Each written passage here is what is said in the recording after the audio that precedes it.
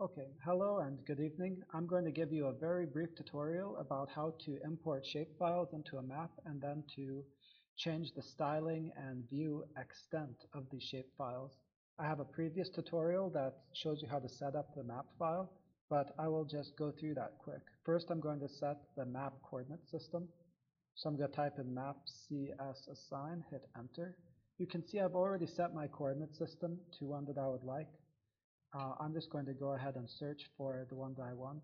That's a state plane north. It's in feet, so it'll come into the correct coordinate space. Next, you can see I've already got this map pane up here.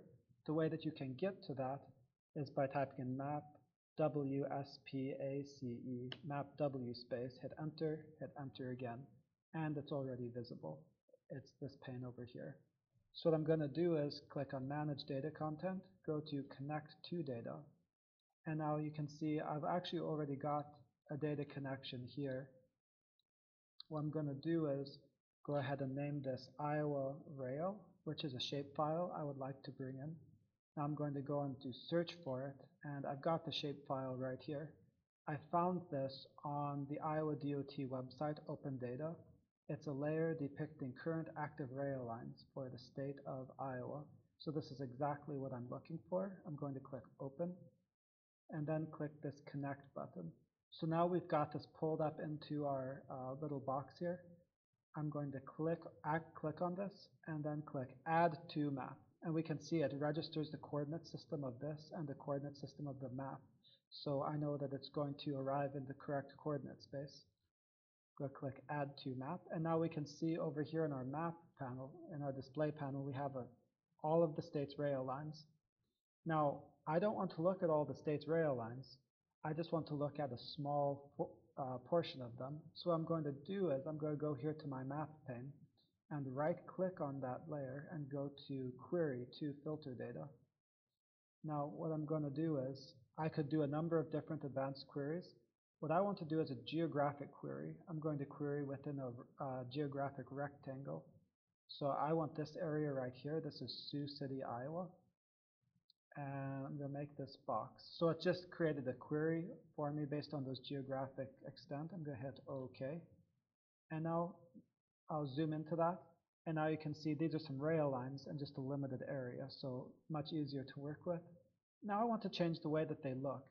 If I go right-click on this rail, then go to Show Data Table, it'll open up in just a moment, and I can look at Owner.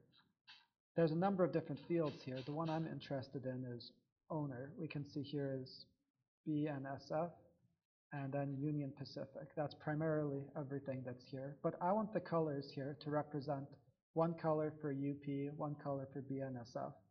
So what I can do is I'll right-click on this rail line again and go to Edit Style. Now, there's a number of different options here. The one that I am going to select is I'm going to click this one, which is creating an automated theme. This will do a lot of the heavy lifting for me.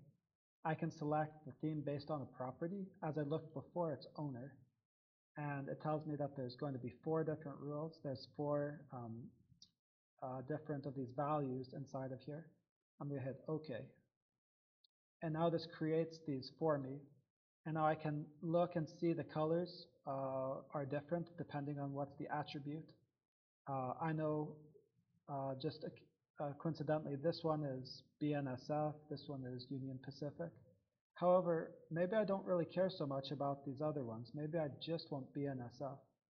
I can actually delete these other lines, Nebraska Northwest, Union Pacific, and now I'll also delete default. And now we can see very faintly that there's just this line here. I'm going to change the color of that. Clicking on these 3 dots, go to color, I'll change it to orange so we can see a little bit better. So now we can see we have just made a map that that has color coded and also just contains the BNSF line. So that's my tutorial for you. If you have any questions, just comment on this video. Thank you for watching.